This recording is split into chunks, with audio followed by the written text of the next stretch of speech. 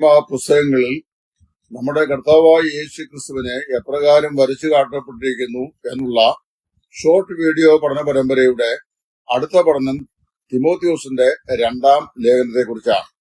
തിമോത്തിയോസിന്റെ 2-ാം ലേഖനത്തിൽ അപ്പോസ്തലനായ പൗലോസ് വിശ്വാസത്തിൽ നിജപുത്രനായിരുന്ന തിമോത്തിയോസിന് തന്റെ ഗളച്ഛേദത്തിന് ഏതാനും ആഴ്ചകൾക്കോ മാസങ്ങൾക്കോ മുമ്പോ എഴുതിയ ഈ ലേഖനമാണ്. ആ ലേഖനത്തിൽ പൗലോസ് തിമോത്തിയോസിനെ തന്റെ ശുശ്രൂഷ പരമേൽപ്പിക്കുമ്പോൾ ഇപ്രകാരം ക്രിസ്തുവിനെ കുറിച്ച് പറയുകയാണ്: ഞാൻ മരിച്ചവരെയും ജീവനുള്ളവരെയും ന്യായം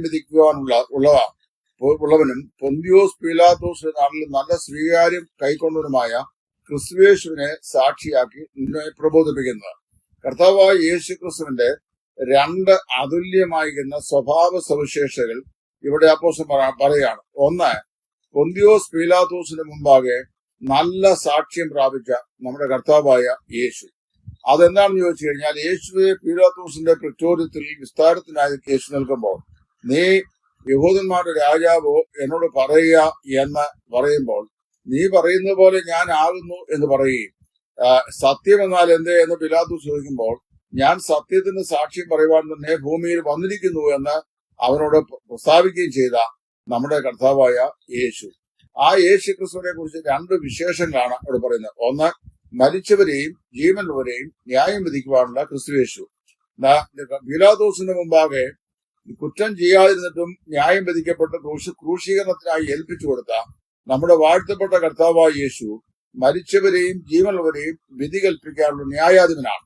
അപ്പോൾ തിമോത്തിയോസിന്റെ 2-ാമത്തെ ലേഖനത്തിൽ കർത്താവായ യേശു ക്രിസ്തുവിനെ മരിച്ചവരെയും ജീവനുള്ളവരെയും ന്യായം വിധിക്കുന്ന ക്രിസ്തു എന്ന നിലയിലാണ് പരിശുദ്ധാത്മാവ് അവതരിപ്പിച്ചിട്ടുള്ളത്.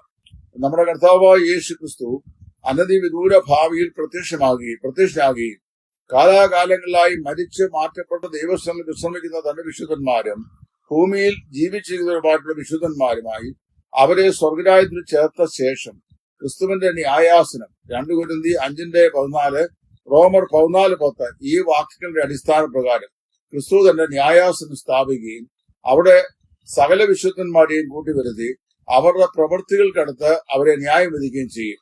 അങ്ങനെ ജീവിച്ചിരിക്കുന്നവരെയും മരിച്ചവരെയും ന്യായം വിധിക്കുവാൻ അധികാരസ്ഥനായ ന്യായാധിപതി എന്ന നിലയിലാണ് കർത്താവായ യേശു ക്രിസ്തുവിനെ പൗലോസ് അപ്പോസ്തലൻ തിമോത്തിയോസിന്റെ 2-ാമത്തെ ലേഖനത്തിൽ അവതരിപ്പിച്ചിട്ടുള്ളത്.